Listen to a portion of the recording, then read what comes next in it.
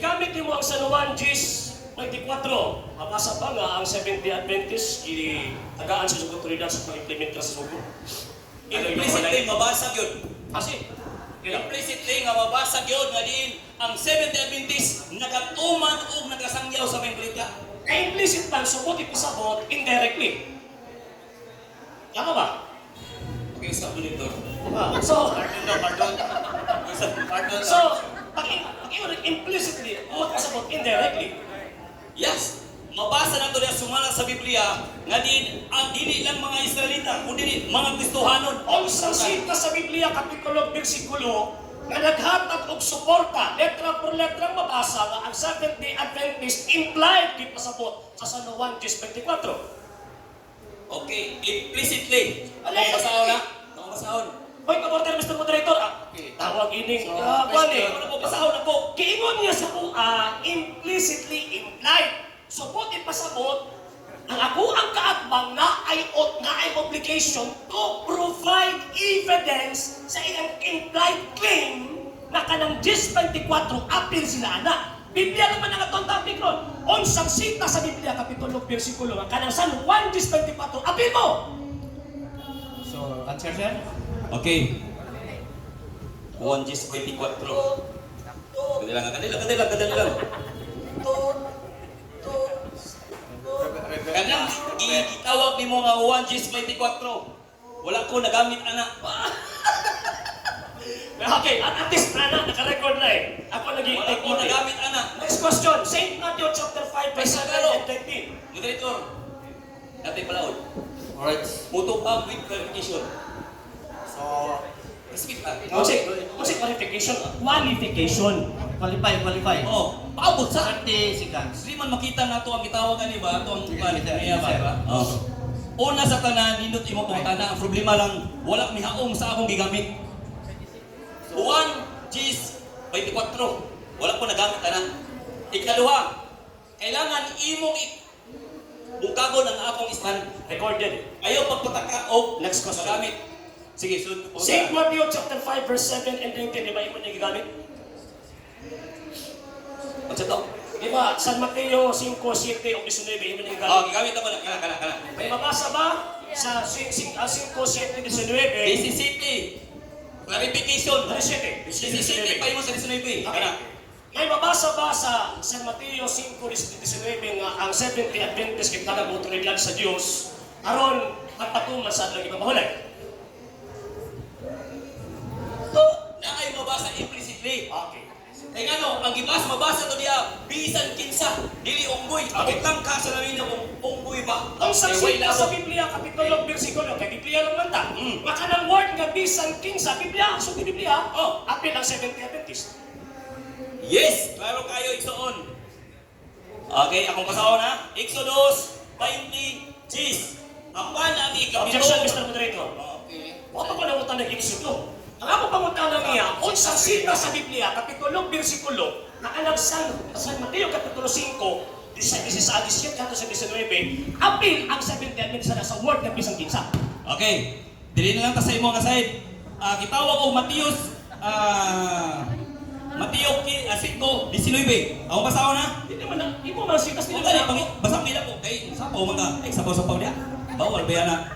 Tungod ni inibisan kinsa, klaro kayo. Implicitly. Mapatanong mo Mr. Moderator, mapatanong ko, kanang word nga bisan kinsa ba? Unsang sita sa Biblia, kapitulo, bersikulo, Sitas na ba? apil din ha ang Seventh-day Adventist. Sitas! Ano, sumaugan niya akong bibasa. Ayaw pa! O kanya, Sitas! Mateo 5:19, yun sa niyong pagsabot. Wa pa nang tanong si pagsabot. Oo, Ano kanina. pangutana ba? Simple kayo ba? Okay, nang tubang Ang 5. 5, 17, 19, ingon ka kanang word nga bisan kinsa, imong gi-interpret apil ang Seventh-day Adventist. Kana ang atong ebidensya, Biblia lang man ta. Unsang sita sa Biblia, kapitulo, bersikulo, na kanang bisan kinsa din na sa San Mateo 5, 19, apil ang tawag ng Seventh-day Adventist. Okay, tubag. Sumala sa kung tubag ay na, balik-balik lang ta. Implicitly, klaro kayong gingon dira, Ay, Mr. bisan Moderator. kinsa. Sa question. Mr. Moderator, Your question. Mr. Moderator, tawag ini ako ang ipapugos ang tubag. Gihabiran na niya ang word nga bisan kinsa. Gipangita na ko ang ebidensya niya. na kanang word nga bisan kinsa apil ang Seventh-day Adventist. Nga amo ang topic kay sumala lang man sa Biblia. Basahon na karon sa Biblia nga kanang word nga bisan kinsa apil ang Seventh-day Adventist. Sumala sa Biblia. Okay, sir. Iklaro na ko ha. Ang question, tungod kay gigamit nimo ang word or phrase nga bisan kinsa, mao na karon ay pangutana pangayoon sa imo asa diya sa Biblia. Okay. Tubag. Sumala sa ang gisulti kay na diya sa Mateo 5:19 bisan kinsa. Implicitly nga diin ang Seventh-day Adventist appeal nga doon ay authorize. Mr. Moderator, Okay. ako ang Ano naman kayo na, Moderator? i-pursue, Mr. Moderator. Okay, okay. Ako ang tawag in-question. So, clarification, ako Sige, sir. Alam sa kuha ba? Given na nga, gigamit niya ang word nga bisan kinsa.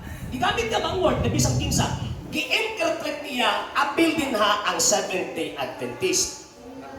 Objection mo dito. Okay ko sa iya ha. Okay ko sa iya. Magkano sa mga references? Objection mo pa naman. Ang akong pangunta na simple, Biblia lang matagat ang atong gigamit karon. Unsang sinta sa Biblia, kapitulo, bersikulo, na kanang punong bisan kinsa nga nasulat sa St. Matthew, chapter 5:17 to 19, apil nila ang SDA. Objection moderator. Okay, so there's objection. Okay, state your reason for objection. Ako klaro. Nagbalik-balik naman ta. Nangayo siya bersikulo. Ako nang gihatag ang Mateo 5:19 kimo man na yung gigukod niya. Pero kung litra por litra gyud nga mayon ka na Seventh-day Adventist, dili na nako. Wala. Kay implicitly ang gisulti niya. Counter objection, Mr. Moderator. Thank you. So, Counter objection, Mr. Moderator. counter. Mag-counter ka, Mr. Moderator. Nga naman, pinakauna, sa kanang gingon, given na ang singing, mo man ang basis. St. Matthew chapter 5:17 to 19. Mo man ang basis. Mo na ka mag-arguan karon. 7 minutes. O niya, ang iyang tawag ka ng interpretation, gisunod niya St. Matthew chapter 5:17 to 19. Kay pangitaan na kag ebidensya nga mosuporta sa imong claim nga apil ang Seventh-day Adventist sa word nga bisan kinsa. Unsang sinta sa Biblia kapitulo 3 ka ng word nga bisan kinsa apil ang Seventh-day Adventist. Sitas na sa Bible, word for word, ito din namin na bisan kinsa. Apil ang Seventh-day Adventist. Notification ko moderator. Tungod ba kay sa Mateo 5:19 nga nakita diya nga bisan kinsa gusto niya lain na pud nga verse. Mao ba na yung punto niya? Kay mao man akong tubag yun, niya magbalik-balik man. Ako rin mag-aral siya mo dito. Basta ang word na Seventh-day Adventist, implicitly akong tubag. Implicitly daw Ang yan. problema kung nakasabot siya wala. Nakasabot ko sa word implicitly. Okay. Indirectly kanino. Pero ako pangutana ka ng word nga indirectly nimo ba? Unsang support nimo nga evidence? Na kanang word nga bisan kinsa apil din na ang Seventh-day Adventist sumala sa Biblia. So sir, buti pasabot na sir kung mag-ingon o indirectly, diba? Indirectly or explicitly. Nasa ebidensya. So dapat, kurang anak ba nga na kay empirical and other Yeah. O gani akong tubag, moderator o negative. Akong tubag gani negative, dili explicitly. Implicitly. daw. Okay. Klaro kaya. Negative. Negative, no sa mga. Ang sakwa, di tawagin mo kami. So remaining time, Sunod po ka na, kanalisod. Naglisod ba gani ka? Sunod po ka na. so you have 6 minutes for remaining time. Okay. So karon, so ang konti pasabot, wala kay mahatag na sinta sa Biblia nga kanang word nga bisan kinsa apil mo. Klaro kayo, moderator. Giingon diri gibasa na kayo na nga dili lang sa mga audio, mismo sa mga Kristyan. Dili sa mga audio, pagkaumay, Dili lang listo sa sa mga mga audio, kundi sa mga Kristyan. Kaya ang mga Kristyan, Pagibasa na ko sa topic, Mr. Moderator, kung word Christian ba nga mong gidibatihan. Pagibasa na ko sa topic, kung word Christian ba mong gidibatihan. There is their proposition. Basta Nga patay sa ang Seventh-day Adventist, yun. ana ay autoridad Hmm. pagpatungan sa adlaw nga ipapahulay sumala lamang sa Biblia. Nabi Christian diha?